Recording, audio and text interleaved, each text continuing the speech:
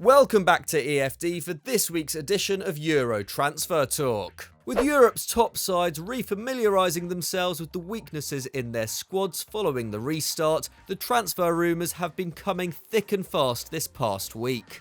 As ever, if you hear anything yourself, get your rumours into me at Mike McCubb or EFD Squad on Twitter with the hashtag TransferTalk. Anyway, let's get right into it. We begin this week's show with a transfer that could be officially announced by the time this goes live. As you may have seen over the weekend, Real Madrid's Achraf Hakimi is set to sign for Inter Milan this week, in a deal worth €45 million including add-ons. The Morocco international, who has spent the last 2 seasons on loan at Borussia Dortmund, looks to be a perfect addition to Antonio Conte's system at the San Siro, which relies heavily on wingbacks, especially considering he produced 9 goals and 10 assists from the right this season, more than all of Inter's wide men combined. This move has no doubt disappointed some Real fans who were hoping to see the 21-year-old tear up the flank at the Bernabeu next season. But Zidane's forward line has little to no space, and with question marks over Hakimi's defensive capabilities, it seems unlikely that he could have usurped Dani Carvajal at right back. So it's perhaps unsurprising that with his contract in the Spanish capital expiring in 2022, Real have decided to cash in on the youngster now. It's also understood there is no buyback clause in the deal, meaning Inter fans can rest easy knowing Hakimi is very much an Inter player for the long term. But where does this transfer rank among the others we have already seen this summer? Let us know down below.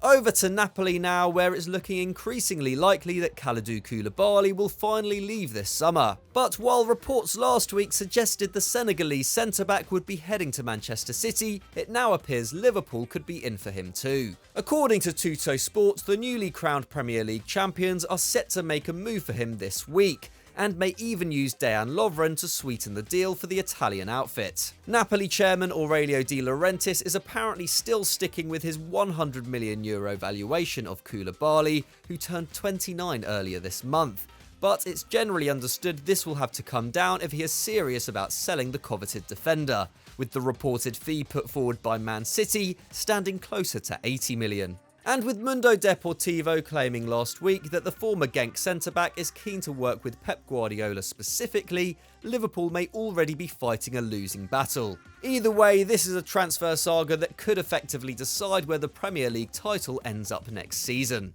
But where do you see him ending up, the Etihad or Anfield? Let us know in the comments. Before we go any further, just a quick reminder to subscribe to Euro Football Daily if you haven't done so already, and hit that notification bell so you don't miss another video. We put out content like this every single day, so you really don't want to miss out. Anyway, let's move on.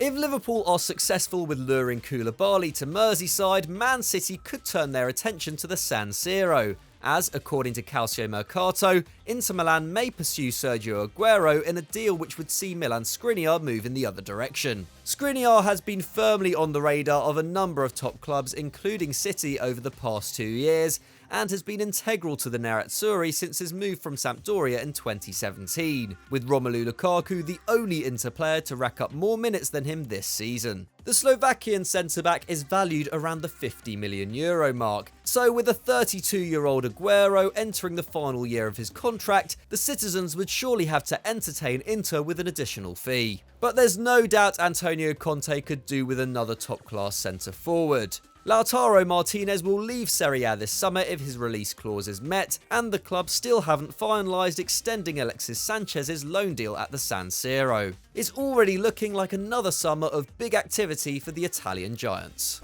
We have some breaking news for you now concerning one of the most talked about players in world football, Jadon Sancho. The rumours have been swirling for months now that the 20-year-old is set to return to the Premier League this summer after nearly 3 stellar years at the Westfalenstadion, with Man United supposedly favourites for his signature. But that move now looks in doubt, with Sky Sports News reporting that the two clubs remain poles apart on their valuation of the youngster, with Man United reportedly unwilling to pay anything more than £50 million for the former City player. That would be a sizable profit on the £8 million BVB paid the citizens in August 2017, but the German club could have expected to fetch a fee north of £100 million prior to the pandemic. United know that Sancho only has 2 years remaining on his current deal and are banking on Dortmund being forced into lowering their asking price for a player who contributed a ridiculous 33 goals in 32 league games this term. But earlier this week, Dortmund CEO Hans-Joachim Watzke reiterated that Sancho would only leave if their valuation was met, saying there is no coronavirus discount on him. Unless United change their approach and increase their offer, it looks like Sancho will remain in Germany for another year. Sticking at Old Trafford, where it has now been confirmed, Angel Gomes will no longer be a Manchester United player. The English wonderkid, who has made just 5 Premier League appearances since making his debut for the Red Devils back in 2017, has failed to renew his contract, having rejected the club's offer of new terms apparently worth £25,000 a week. Manager Ole Gunnar Solskjaer revealed on Monday that he will be leaving United, and the soon-to-be free agent is already attracting interest from a number of sources. Valencia, Hamburg and Benfica are just 3 clubs on the continent keen to take on the teenager, although Chelsea look like the favourites right now, with reports suggesting they are willing to offer Gomes an improvement on the terms he rejected at United. It's clearly not the ending Gomes or United envisaged when he became the youngest player to appear for the club since Duncan Edwards 3 years ago.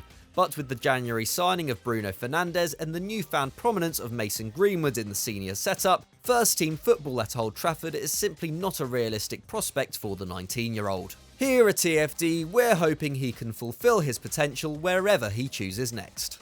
We finished this week's episode by bidding farewell to Salomon Kalou, whose playing days in Europe look to be finally over after 17 years. The Ivorian forward joined Feyenoord as a teenager back in 2003 and has since plied his trade for Chelsea in the Premier League, Lille in Ligue 1 and Hertha Berlin in the Bundesliga, scoring nearly 200 goals in just under 600 appearances across the continent, as well as picking up a Premier League title and a Champions League at Stamford Bridge. With his contract in the German capital up today, multiple outlets are reporting he's set to join Brazilian club Botafogo, where he will link up with Japan legend Keisuke Honda, who signed for them back in January. The Rio-based outfit also came close to signing Kalou's countryman Yaya Toure back in May, but saw that deal fall through in controversial circumstances after he was tapped up by the president of rivals Vasco da Gama. But Botafogo are confident this transfer can go through smoothly. They are apparently offering Kalou an 18-month contract and the player is already said to have received the paperwork.